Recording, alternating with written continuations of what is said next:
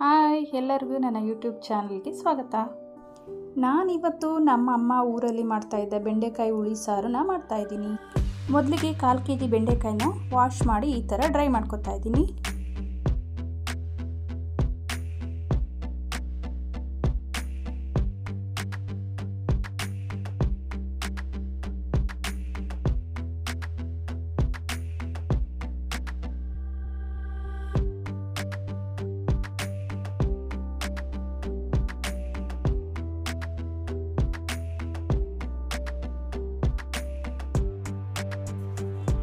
ನಂತರ ಹೀಗೆ ಚಿಕ್ಕದಾಗಿ ಕಟ್ ಮಾಡಿಕೊಂಡು ಪ್ಯಾನಲ್ಲಿ ಡ್ರೈ ರೋಸ್ಟ್ ಮಾಡ್ಕೊತಾ ಇದ್ದೀನಿ.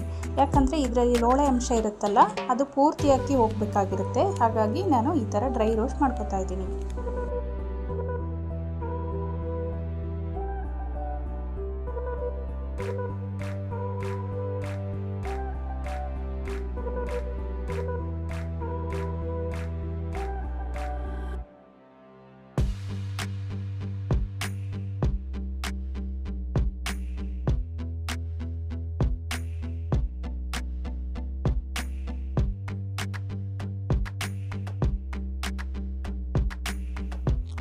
ಬೆಂಡೆಕಾಯಲ್ಲಿರೋ ಅಂಟಿನ ಅಂಶ ಕಡಿಮೆ ಆದ ಕೂಡಲೇ ಸ್ವಲ್ಪ ಎಣ್ಣೆನ ಹಾಕಿ ರೋಸ್ಟ್ ಮಾಡ್ಕೊತಾ ಇದ್ದೀನಿ. ಬೆಂಡೆಕಾಯಲ್ಲಿರೋ ಅಂಟು ಹೋಗಬೇಕು ಅಂದರೆ ಇಷ್ಟು ಮಾಡಲೇಬೇಕಾಗತ್ತೆ. ತುಂಬ ಲೋ ಫ್ಲೇಮಲ್ಲಿ ಬಾಡಿಸ್ಕೊಂಡಿದ್ದೆ. ಇದು ಬಾಡಿದ ಕೂಡಲೇ ಒಂದು ಪ್ಲೇಟ್ಗೆ ತಗೊಳ್ತಾ ಇದ್ದೀನಿ. ಅದೇ ಪಾನ್ಗೆ ಒಂದು ಟೀ ಲೋಟದಷ್ಟು ಹೆಸರು ಕಾಳನ್ನು ಹಾಕಿ ರೋಸ್ಟ್ ಮಾಡ್ಕೊತಾ ಇದ್ದೀನಿ. ಇದನ್ನು ಕೂಡ ಲೋ ಫ್ಲೇಮಲ್ಲೇ ಹುರ್ಕೊಳ್ಬೇಕು.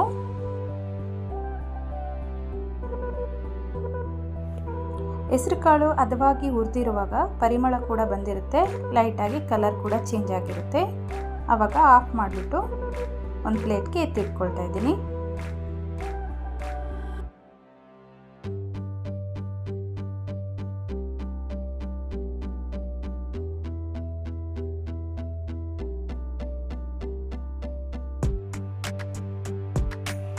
ಹುರಿದಿರೋಂಥ ಹೆಸರು ಕಾಳನ್ನು ನೀರು ಉಪ್ಪು ಸೇರಿಸಿ 3 ವಿಷಲ್ ಬರುವಷ್ಟು ಬೇಯಿಸ್ಕೊಂಡಿದ್ದೀನಿ.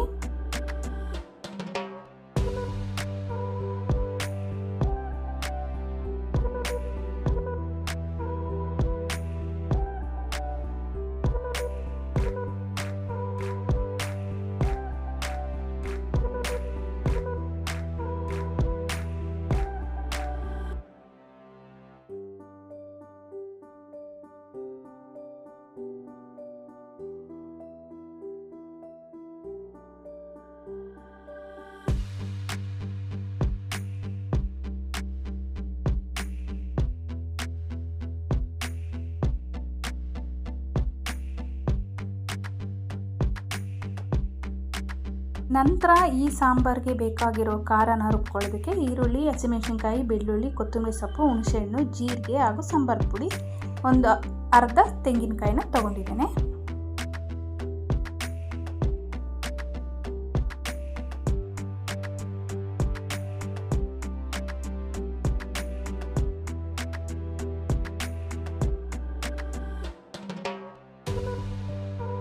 ನಂತರ ಈರುಳ್ಳಿ, ಬೆಳ್ಳುಳ್ಳಿ, ಹಸಿಮೆಣಸಿನ್ಕಾಯಿ, ಕೊತ್ತಂಬರಿ ಸೊಪ್ಪನ್ನ ಹಾಕಿ ಸ್ವಲ್ಪ ಎಣ್ಣೆಲೇನೆ ಬಾಡಿಸ್ಕೊಳ್ತಾ ಇದ್ದೀನಿ.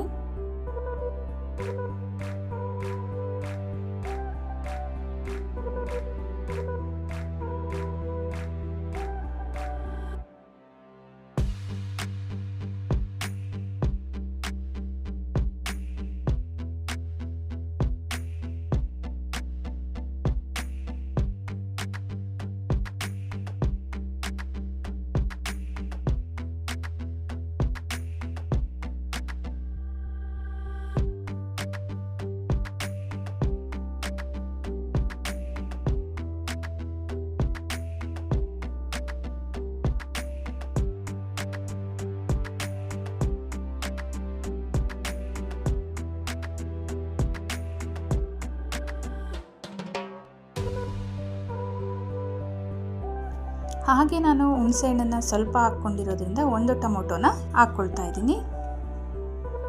ಟೊಮೊಟೊ ಸ್ವಲ್ಪ ಬೇಗ ಮೆತ್ತಗಾಗಲಿ ಅಂತ ಚಿಟಿಕೆ ಅರಿಶಿಣನ ಹಾಕ್ಕೊಳ್ತಾ ಇದ್ದೀನಿ. ಇದನ್ನೆಲ್ಲ ಬರೀ 3-4 ನಿಮಿಷ ಬಾಡಿಸ್ಕೊಂಡ್ರೆ ಸಾಕಾಗುತ್ತೆ. ನಾನು ಇದಕ್ಕೇನೆ ಕೊತ್ತಂಬರಿ ಸೊಪ್ಪನ್ನು ಸೇರಿಸ್ಕೊಳ್ತಾ ಇದ್ದೇನೆ.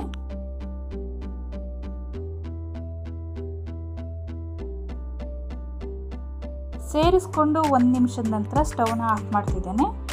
ನಂತರ ಇದನ್ನು ತಣ್ಣಗಾಗಲಿಕ್ಕೆ 5 ಮಿನಿಟ್ಸ್ ಇಟ್ಬಿಟ್ಟು ನಂತರ ಕಾಯಿ, ಸಾಂಬಾರು ಪುಡಿ, ಜೀರಿಗೆ, ಹುಣಸೆಹಣ್ಣು, ನಂತರ ಫ್ರೈ ಮಾಡಿಟ್ಕೊಂಡಿರೋ ಈರುಳ್ಳಿ, ಬೆಳ್ಳುಳ್ಳಿ, ಹಸಿಮೆಣಸಿನ್ಕಾಯಿ, ಕೊತ್ತಂಬರಿ ಸೊಪ್ಪನ್ನ ಹಾಕಿ ರುಬ್ಬಿಟ್ಕೊಳ್ತಾ ಇದ್ದೀನಿ.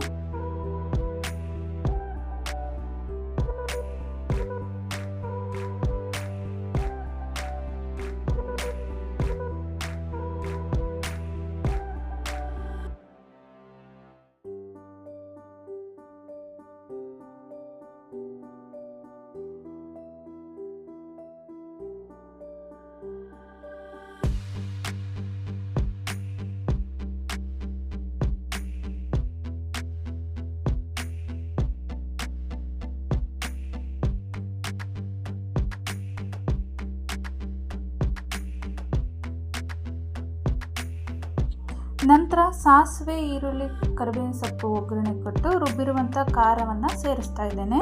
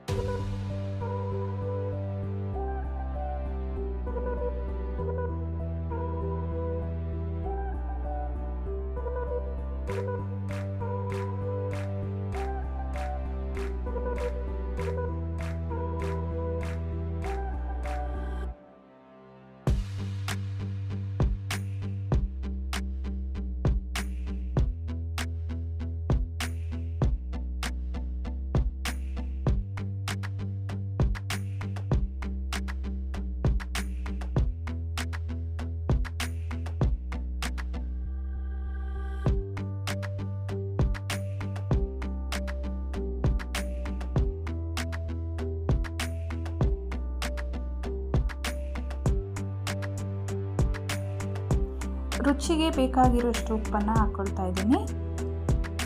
ಹೆಸರು ಕಾಳನ್ನು ಬೇಯಿಸುವಾಗ ಸ್ವಲ್ಪ ಹಾಕ್ಕೊಂಡಿರ್ತೀವಿ, ನೋಡಿ ಹಾಕ್ಕೊಳ್ಬೇಕಾಗುತ್ತೆ.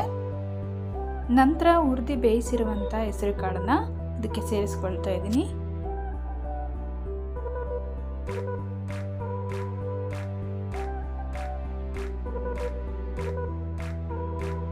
ಈ ಬೆಂಡೆಕಾಯಿ ಹುಳಿಗೆ ಸ್ವಲ್ಪ ಜವಳಿಕಾಯನ್ನು ಸೇರಿಸಿದ್ರೆ ಇನ್ನೂ ರುಚಿ ಚೆನ್ನಾಗಿರುತ್ತೆ. ಹಾಗಾಗಿ ನಾನಿಲ್ಲಿ ಸ್ವಲ್ಪ ಜವಳಿಕಾಯನ್ನು ಸೇರಿಸ್ಕೊಳ್ತಾ ಇದ್ದೀನಿ.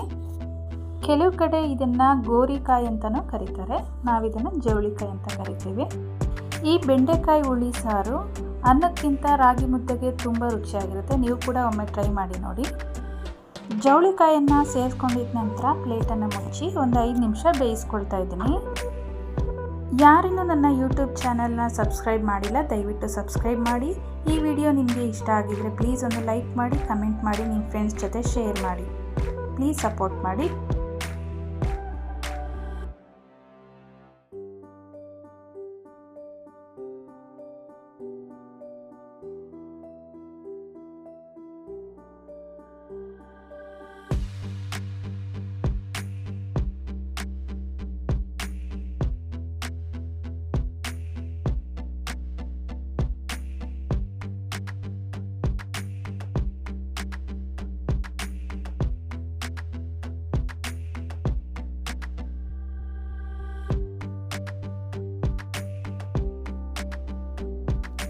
ಜವಳಿಕಾಯಿ ಬೆಂದಿದೆಯಾ ಇಲ್ವಾ ಅಂತ ನೋಡ್ಕೊಳ್ತಾ ಇದ್ದೀನಿ.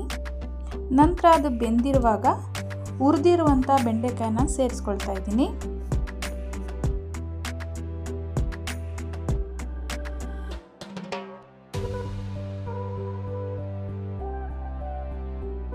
ಬೆಂಡೆಕಾಯಿನ ಸೇರಿಸಿದ ನಂತರ ಒಂದು ಪ್ಲೇಟನ್ನು ಮುಚ್ಚಿ ಕಂಪ್ಲೀಟಾಗಿ 15 ನಿಮಿಷ ಬೇಯಿಸ್ಕೊಳ್ತಾ ಇದ್ದೀನಿ.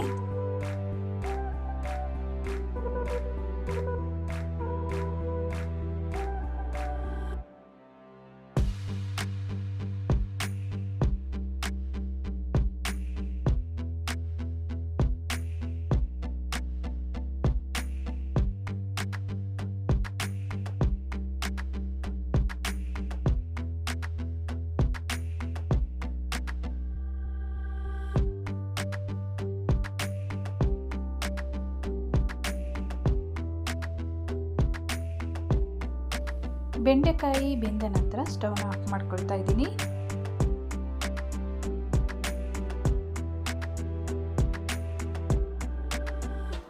ನನಗಂತೂ ಊರುಗಳ ಕಡೆ ಮಾಡೋ ಸಾಂಬಾರುಗಳು ತುಂಬಾ ಇಷ್ಟ ಆಗ್ತವೆ. ನಿಮಗೆಲ್ಲ ಹೇಗೆ ಅನಿಸುತ್ತೆ ಈ ಸಾಂಬಾರ್ ರೆಸಿಪಿ? ದಯವಿಟ್ಟು ಕಮೆಂಟ್ ಮಾಡಿ.